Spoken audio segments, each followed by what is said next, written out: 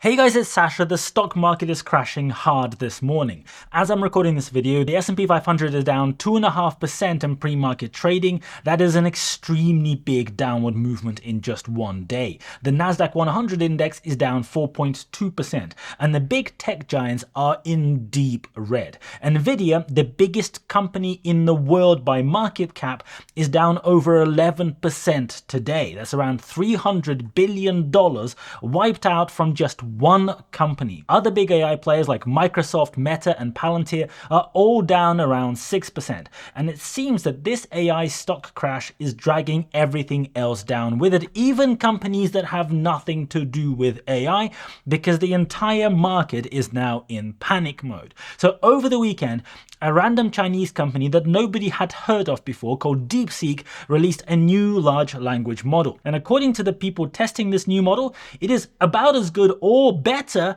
than the best models currently available by OpenAI, the ChatGPT O series models. In some comparisons, this new Chinese model is quite a bit better, and the reason the whole market is panicking is because this Chinese company is saying that they did all of this with just $6 million worth of spend. So something is up, because $6 million is approximately nothing compared to what all the big tech players have been spending on capex. Elon Musk's XAI company has reportedly just spent somewhere around $4 billion on Nvidia graphics cards to build out the world's largest LLM training center. A few days ago, the Microsoft CEO Satya Nadella was boasting to CNBC that Microsoft is spending around $80 billion a year on setting up giant data centers full of graphics cards for building AI models. Mark Zuckerberg said 2 days ago that Meta will spend $65 billion on AI this year. Palantir's valuation before the crash today was at a PE ratio of around 400 because it is priced for insane returns on AI. Nvidia is selling the picks at the base of the AI mountain that all of these tech companies are climbing. And since the AI revolution that started in November 2022, Nvidia's share price has gone up 1,200% in a vertical line because they could sell graphics cards to all of these AI companies, tripping over each other, climbing up the mountain at 6 times the price that they previously sold the same graphics cards, while generating absolutely absurd, never seen before profit margins. And according to DeekSeek, they built a model that is as good or better than all of the others for a tiny fraction of the money, for almost nothing.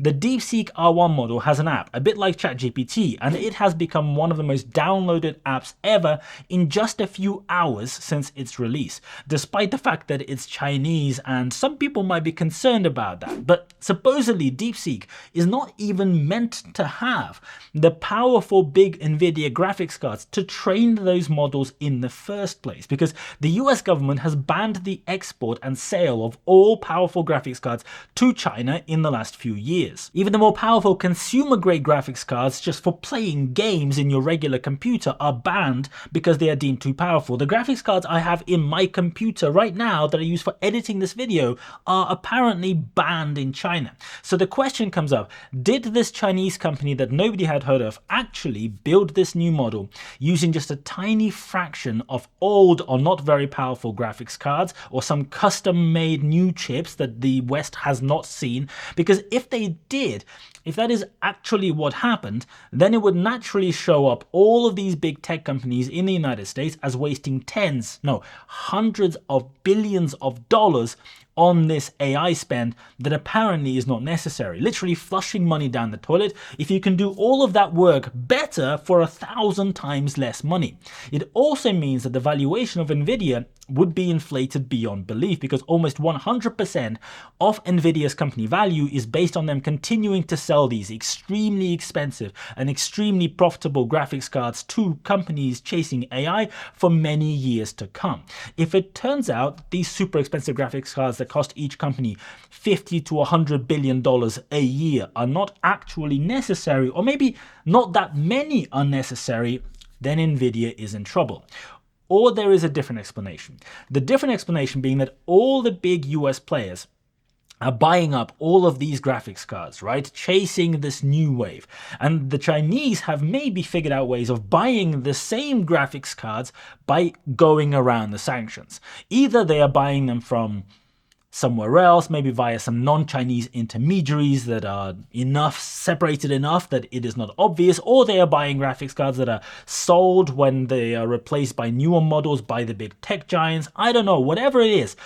It could well be that China is sitting with data centers that also have 100,000 plus GPUs in them, like the biggest ones that are available to US tech companies. But of course, they can't go and admit to that because, well, they're technically not meant to have them. And it's best to not open up to the US government exactly how they might be getting them. So maybe they do have them, but you can't say it. So they pretended that they built the whole model for just $6 million instead of $6 billion. And if that is the case, well then these big tech giants are also in trouble because it suggests that replicating this technology is really not as hard, as impossible as it was made out to be. And maybe LLMs are just going to become incredibly commoditized because this new model was released as open source, publicly available, and completely free. You can go and download the model and use it as much as you want, a bit like what Facebook has done with Llama. If these AI models do become commoditized completely, the risk here is that the stock market has been valuing something, a concept, in the trillions that perhaps does not have any value at all. Imagine when the internet was first invented, right? If there was a company that invented the first HTTP protocol and kept it proprietary, and you went from having to spend hours, days, weeks on research, travel to different libraries in different cities and countries around the world and so on to be able to, get the information. If you went from that to being able to immediately get access to all the information that you want in just a few seconds via this new amazing communication method and protocol, well, that would be pretty astounding, right? And then imagine that that company went and improved the protocol and you could suddenly transmit way more data in a much better, much faster, more secure way, etc., etc., and you called it HTTP2, right? Imagine if that is how things went. That company could also maybe be worth $500 billion, like the new company announced by Sam Altman and others shortly after Trump became president on the back of this insane AI hype wave. But maybe the value is not actually in the protocol itself. Maybe not the tool that essentially takes information from other sources, from other places, and then transmits it to you. Maybe the value is in what you can then do with this protocol, what you can build on top of the protocol. And the protocol itself is initially very expensive, very rare. Only very big tech companies with loads of resources and loads of money like Cisco can go and take advantage of it and become the most valuable company in the world on the back of it, before people realize that what they are selling is actually a commodity that is in fact not worth anything during the dot-com crash.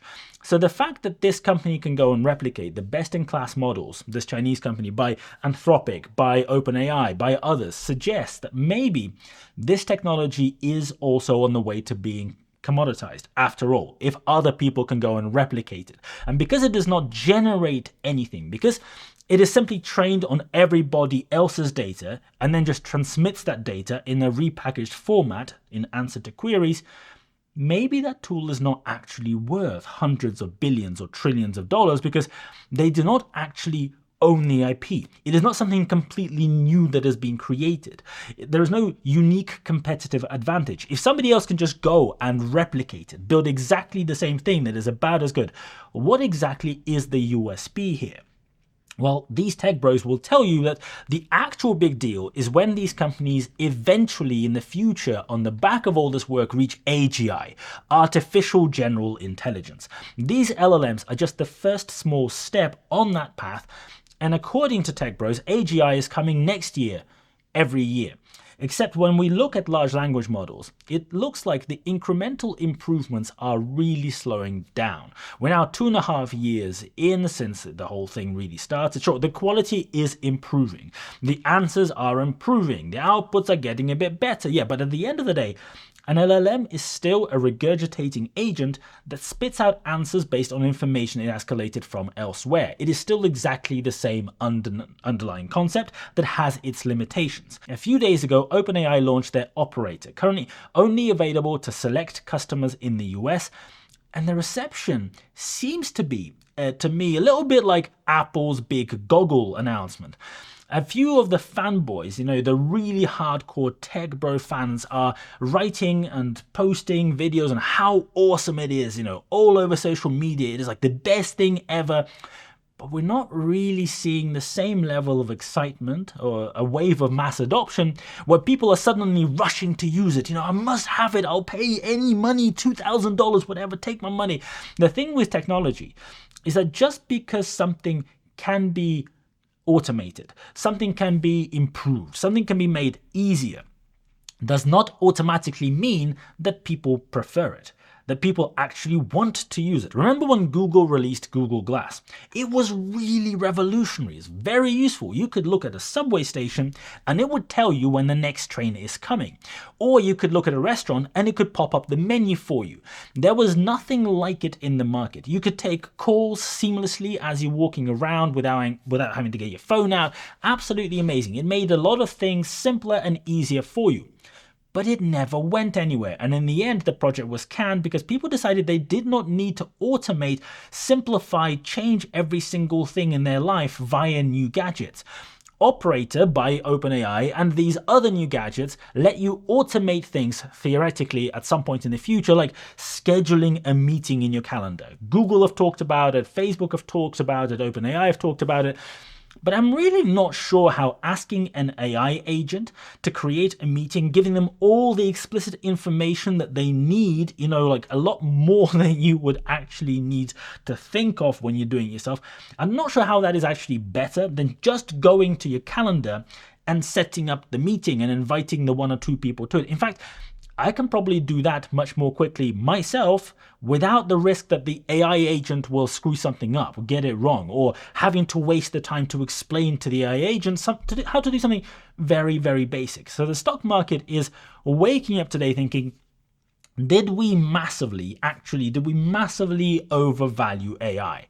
Was this a big fuck-off bubble where valuations of companies went up to insane levels in a vertical line, expecting the party to continue to infinity? Remember when Sam Altman and the rest of the AI goons were telling everybody that AI will do their job instead of them in the next few months, like coming up very, very shortly. Definitely, you're going to be out of a job, and it's a good thing, like people just have to move on with the times. We're going to make all the money. You're all going to get fucked. Remember that? And how 90% of people will be replaced by AI? That's what they actually said. Well, it sounded completely absurd at the time to anybody with more than one functioning brain cell because Sam Altman and the other idiots are basically just marketing their shit. And the stock market this morning is now beginning finally to wonder if the tech bros are actually, in fact, full of shit. I mean, LLMs are great tools. Like, don't get me wrong, I use LLMs every day. They let me find some information more quickly than I could otherwise do, and I can code 4 times faster while using LLMs. Really great tools, really, really thankful they exist, great. But you know what? The editor I use for coding is also incredibly useful, and it's free because it has been completely commoditized, even though it has a huge load of extremely useful features over just using Notepad. And the internet protocol that I use to access the internet is also free, even though it completely revolutionized the world when it came out.